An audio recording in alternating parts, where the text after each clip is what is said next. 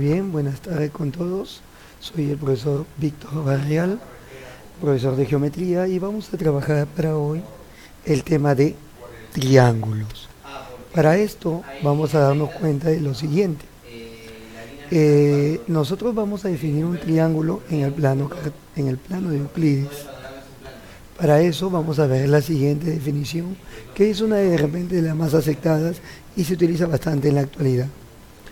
El triángulo es una figura geométrica plana que se determina por la unión de tres puntos no colineales por medio de segmentos de rectas. Bueno, consideramos entonces tres puntos no colineales.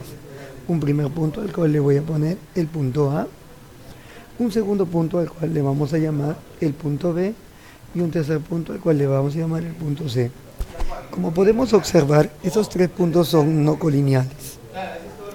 Luego, por el postulado de Euclides, por el primer postulado de Euclides, sabemos nosotros de que por dos puntos siempre pasa una determinada recta.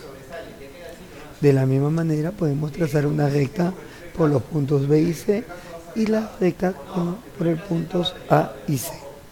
Entonces, esta figura geométrica que se genera se determina triángulo. Ahora, ¿qué elementos podemos nosotros encontrar en el triángulo? Primero encontramos los vértices, casualmente van a ser los puntos A, B y C. Luego encontramos los lados del triángulo que son AB, BC y AC. Ahora veamos los ángulos internos. Los ángulos internos del triángulo son el ángulo BAC, el ángulo ABC y el ángulo ACB. Y para determinar ángulos externos debemos tomar puntos sobre las rectas que no corresponden al triángulo. Entonces tenemos aquí los puntos, estamos tomando puntos P, punto Q, por acá tenemos otro punto M, tomemos por acá el punto R, tomemos el punto N y tomemos acá el punto T. Finalmente podemos ver que se han construido distintos ángulos en la región externa al triángulo.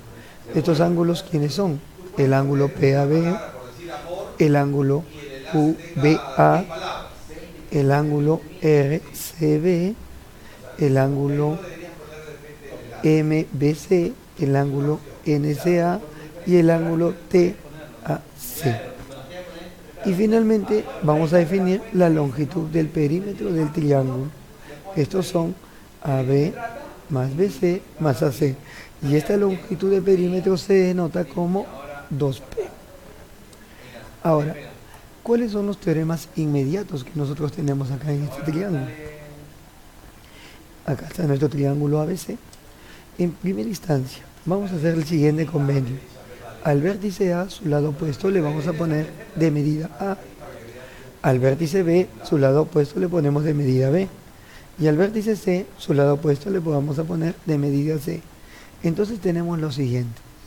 En principio, la desigualdad triangular, o lo que conocemos nosotros como el teorema de existencia del triángulo. Para poner esta desigualdad triangular, supongamos que C es menor o igual que B y menor o igual que A.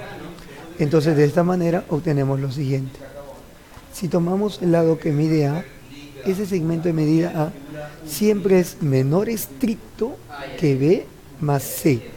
Y al mismo tiempo es mayor estricto que B menos C. De manera análoga y semejante, si tomamos el lado de medida B, ese lado de medida B es menor estricto que A más C y al mismo tiempo es mayor estricto que A menos C. Y finalmente, si tomamos el lado C, es menor estricto que A más B y mayor estricto que A menos B. De esta manera podemos acotar las medidas de los lados de un triángulo y siempre está entre dos números positivos. Muy bien, ahora a las medidas de los ángulos internos les vamos a poner alfa. Esta medida de acá le ponemos beta y también le vamos a poner phi.